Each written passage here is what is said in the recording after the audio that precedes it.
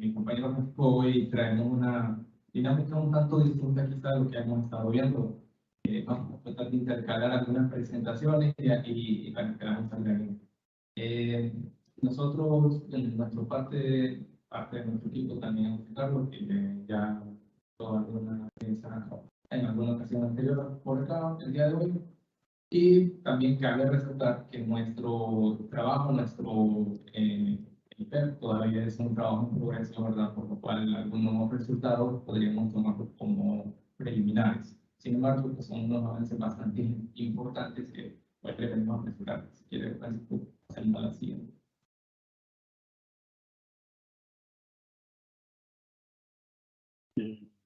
Ok, bueno, ¿cuál es la motivación de nuestro trabajo? ¿Por qué estimar la economía informal?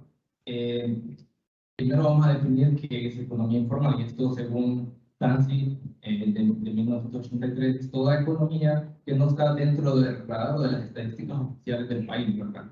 Por lo cual, las actividades económicas ocultas contribuyen a aumentar este tamaño de la economía informal, ¿verdad? Entonces, ¿qué nos motiva? Pues nos motiva que otras personas que han conocido el tema o han elaborado el indicador, pues no nos dan una herramienta para actualizar, digamos, este dato de manera real, en tiempo real para nosotros. ¿Y qué es importante? Bueno, veamos qué tan importante es la economía informal o qué tanto representa a nivel mundial. Según estimaciones de Medina y Schneider, para el 2015 el tamaño de la economía mundial rondaba el 20%. Si vemos o estimamos esto con la proyección del PIB mundial, que son 96 billones de dólares según el Banco Mundial, entonces estamos hablando de un tamaño de economía mundial informal de alrededor de unos 19 billones de dólares. Y nosotros nos vemos en esta necesidad de estar actualizando, de disponer de este dato actual. ¿Por qué? Bueno, porque algunas medidas económicas, algunas políticas públicas tienen que tener este ajuste de la economía informal, porque representa, como vimos, una gran parte de la economía. Entonces, ¿pero de dónde se origina? Bueno, según Rodríguez, la economía informal se puede derivar o se origina de varios por varios motivos. Uno de ellos puede ser la complejidad del sistema tributario, que es algo que de parte de la administración tributaria se está trabajando, ¿verdad? También puede deberse a algunas medidas de complejidad de abrir una empresa. Bueno, también puede ser otro impedimento para formalizarse, ¿verdad? Y también Rodríguez menciona que también se debe a la pobreza y la marginalidad. Entonces, estimaciones anteriores de Snyder y Elgin llegan pues, a tener un dato hasta el 2018. Y lo que nosotros queremos es dar una herramienta en general para que todos lo podamos utilizar de la economía o del tamaño de la economía informal. Por eso, lo hacemos mediante dos métodos. Uno es el modelo de equilibrio general, que lo aplica mi compañero de Códice San Francisco, y el otro es la estimación económica mediante la demanda de circulante, ¿verdad? Hay otros métodos, podríamos decir el método directo, pero ese método directo pues, se vuelve bastante complicado de medir, porque sería como ir a todos los establecimientos económicos y preguntarle, bueno, ¿usted declara o usted está formal? Y como vemos, es algo inviable. Entonces, siguiente Francisco, por favor. Entonces, esta es la motivación de nuestro estudio. Buenas tardes. Entonces ahora voy a pasar a explicarles la primera metodología, que es la cual yo estaba cooperando con la Administración Tributaria del SAT, que es un modelo de equilibrio general dinámico. Para entenderlo, los modelos de equilibrio general son representaciones de la economía donde existen diferentes agentes que tienen comportamientos dados por funciones de producción en el caso de los productores y de utilidad en el caso de los consumidores. ¿Ya? Donde existen restricciones tecnológicas y presupuestarias. que en un modelo de equilibrio dinámico están representados porque los valores de un periodo dependen de lo acontecido en periodos previos y la optimización del consumo, que es lo que se optimiza en estos problemas, digamos, considera el futuro. ¿Ya? Eso le da el carácter dinámico a este tipo de modelo de equilibrio general. Entonces, vamos a ver cuál es el modelo en específico que estamos ocupando. Para la economía informal, ocupamos uno que desarrolló el Ginji Ostunasi en el 2012 y que recién el año pasado tuvo una actualización en los resultados y que se puede revisar en la página del Banco Mundial. Entonces, este modelo está constituido por un hogar representativo que tiene vida infinita, que parece extraño, pero hace más fácil los cálculos matemáticos, ¿ya? Existen dos sectores de la economía, el formal y el informal, y dos factores de producción, capital y trabajo. El capital solamente está en el sector formal, y en cambio el trabajo está en el sector formal y también en el sector informal. Lo que se produce se puede consumir o invertir. Y el stock de capital, utilizando la ley de movimiento del capital, está definido por el capital del periodo anterior, más las inversiones de ese periodo anterior y la tasa de depreciación. ¿Sí? Esos son los elementos que constituyen este modelo. Entonces, esta es la representación de la economía. Lo que hace este modelo es buscar las decisiones de consumo e inversión óptima de modo tal de optimizar la utilidad del consumo, que está representada en la función de arriba, digamos, que es una función de utilidad estrictamente creciente y cóncava, se representa con el logaritmo del consumo y con una tasa beta de descuento intertemporal. ¿Ya? Entonces, esta utilidad del consumo está sujeta a las siguientes restricciones. Primero, que lo que se utiliza en la producción, que es el consumo o la inversión, está dado por lo que se produce en el sector formal de la economía, que es la primera parte de la función que está a mano derecha, que está representada por una función Cobb-Douglas de capital y trabajo, con un factor teta de tecnología del sector formal y alfa y 1 menos alfa, como las semielasticidades del capital y el trabajo respectivamente, y un componente exógeno de la carga tributaria del país que disminuye la cantidad de consumo disponible. Eso por el lado del sector, de lo que se produce en el sector formal. Y en el sector informal tenemos que lo que se produce está dado por el trabajo, con una tasa de semielasticidad gamma y un factor de productividad teta S.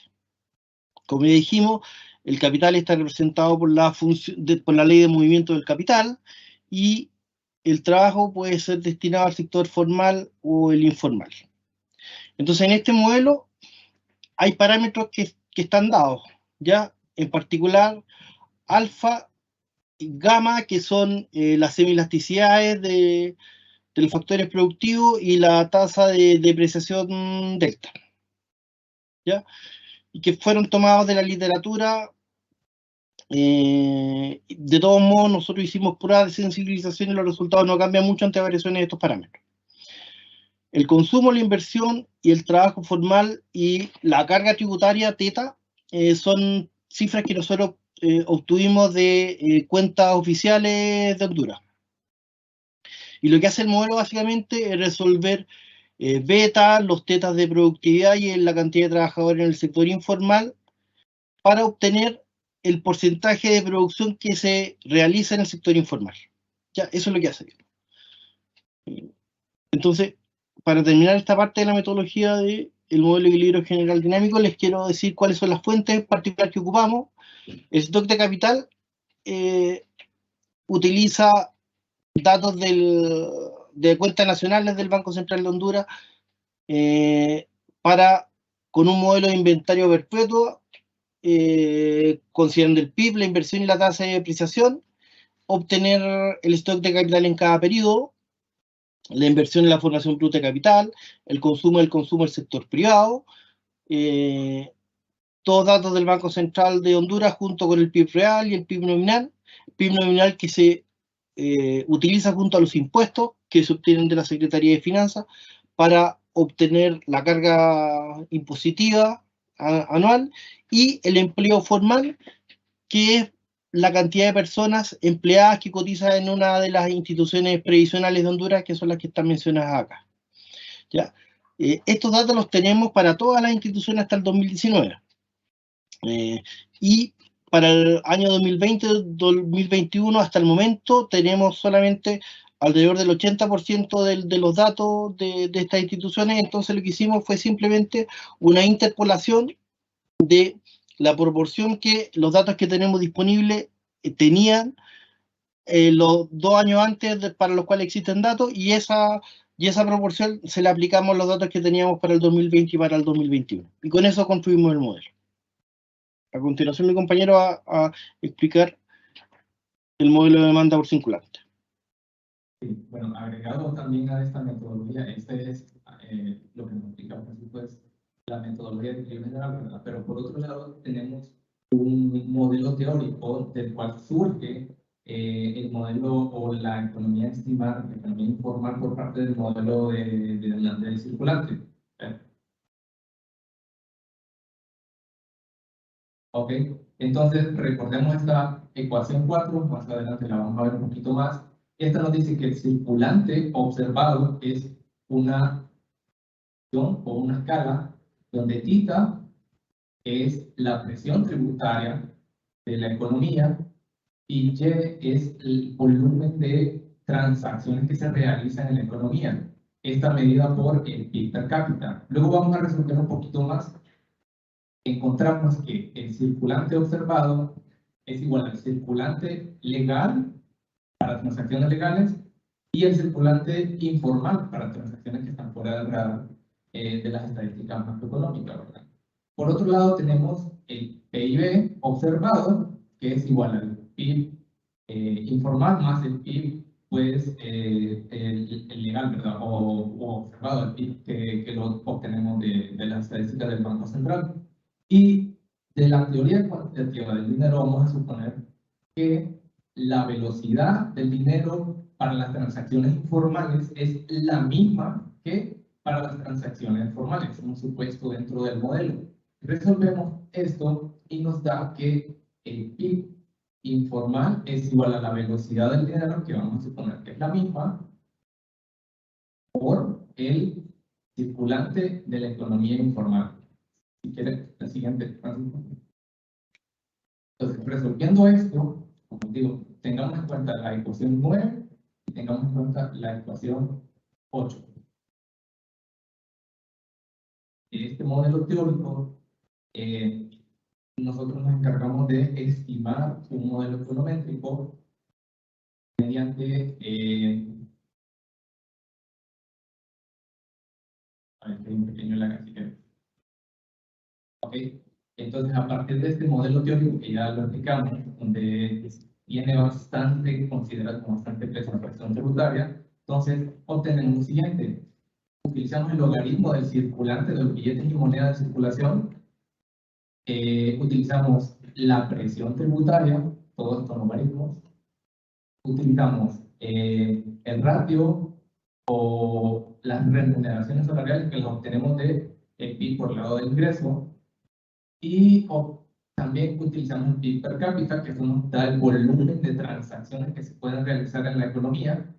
Y como última variable también obtenemos o vimos la tasa de interés real. Ok, de este modelo lo que más destaca es que nosotros esperamos que el logaritmo de la presión tributaria sea positivo. ¿Por qué? Pues porque se estima que una presión tributaria alta presiona a la economía, pues a mudarse al sector informal, ¿verdad?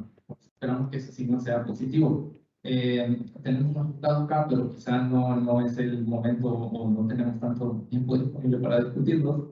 Pero, ok, recuerda la ecuación 8 y la ecuación 9, ¿verdad? Entonces, aquí lo que vamos a hacer con este modelo es que encontramos el circulante observado. ¿Y cómo obtenemos el circulante informal? Entonces, vamos a hacer θ 0, y con eso nuestra presión tributaria se va a volver 0. ¿Y por qué? Bueno, porque el sector informal, la economía informal, pues no tributa.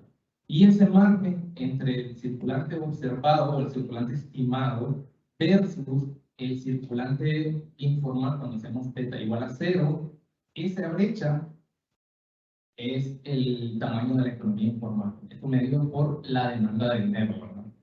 Ok, estos son los resultados. Como les digo, pues, y corrimos varias regresiones para ver cómo funciona o cómo podíamos obtener los mejores resultados. Si ven, pues tenemos un par de dummies que es lo que nos dicen, bueno, el 2021 fue un año de rebote, por eso está esta variable acá. Luego tenemos el 2020, que también fue un año pues, atípico, y tenemos el 2009, donde pues, también fue un año atípico. Por eso, estas tres variables que tenemos claro. Tenemos algunas estimaciones donde la presión tributaria nos da un signo opuesto al teórico, pero por eso les comento que es un trabajo en progreso y pues, estamos haciendo algunas nuevas estimaciones. Si quiere, creo que sí, sí.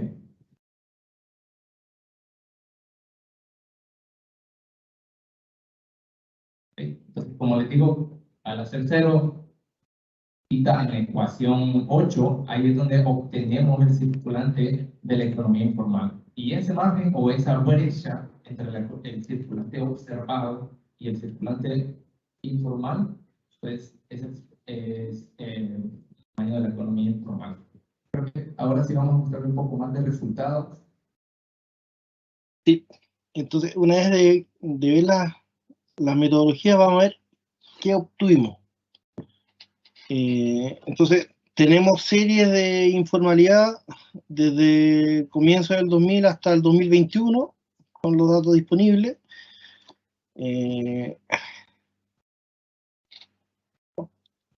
Si podemos apreciar las dos metodologías que estamos ocupando hasta ahora, tienen dinámicas similares. En general muestran, hasta antes de la pandemia, digamos, del 2020, una disminución de la informalidad en torno a 5 puntos, con pics para la crisis subprime del 2009 y la pandemia del 2020, pero también una recuperación en el 2021.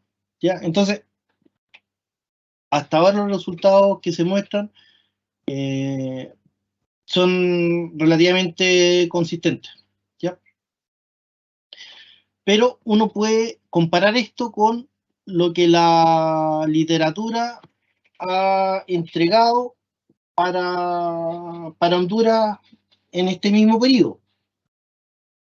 Entonces, tenemos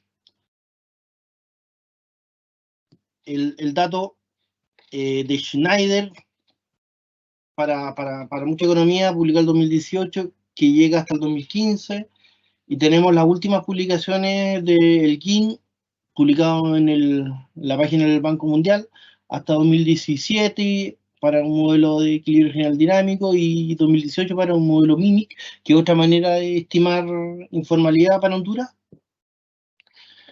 Y como muestran los modelos nuestros, en general existe una tendencia a la disminución en estas 2 décadas de la informalidad en Honduras, con crecimiento. Aquí lo que alcanzamos a rescatar el año 2009, digamos, no tenemos datos alternos para la pandemia, solamente los nuestros. Entonces, uno puede decir que a priori las estimaciones que nosotros estábamos obteniendo también son consistentes con lo que la literatura ha encontrado para Honduras en el periodo equivalente al que estamos trabajando. esto se puede ver si es que nosotros vemos las correlaciones entre todas las estimaciones existentes para Honduras. Y si ustedes pueden ver, aquí en las dos primeras columnas, tenemos que existen a nivel, digamos, altas correlaciones entre nuestras estimaciones y las de las otras tres metodologías que están disponibles. El sistema de equilibrio general dinámico presenta correlaciones entre 83 y 94 y el monetario entre 65 y 92.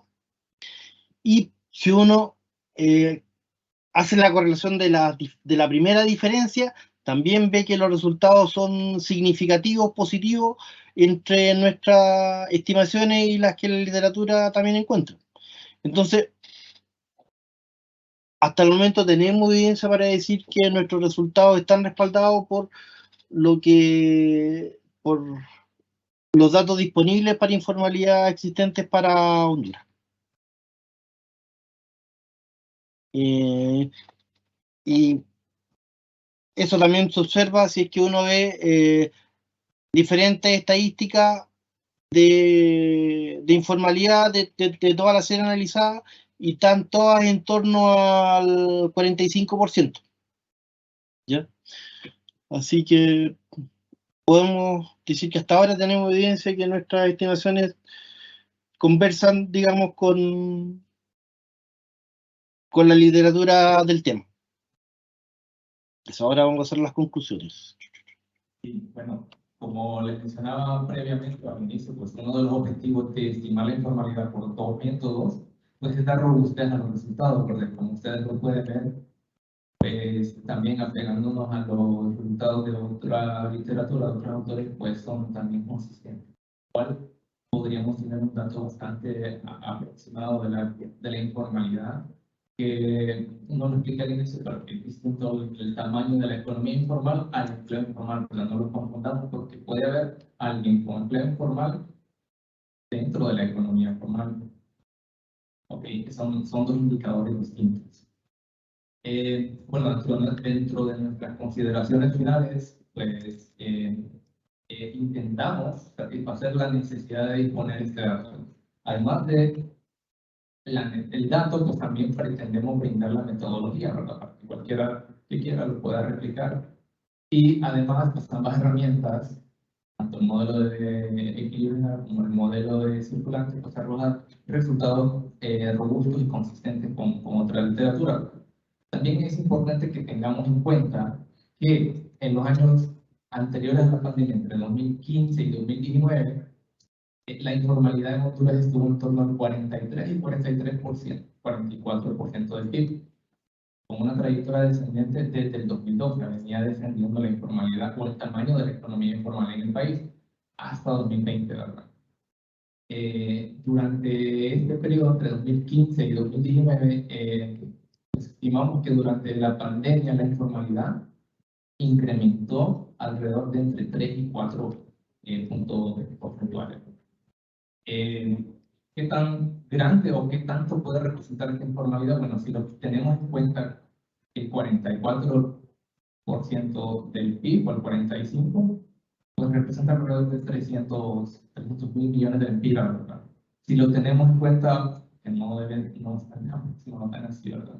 En tema de recaudación, pues esto significa 50 mil millones más de recaudación para el país. Entonces, por eso el tema de la informalidad requiere conocerse para hacer cualquier ajuste de política económica, porque estamos dejando fuera un gran porcentaje, ¿verdad?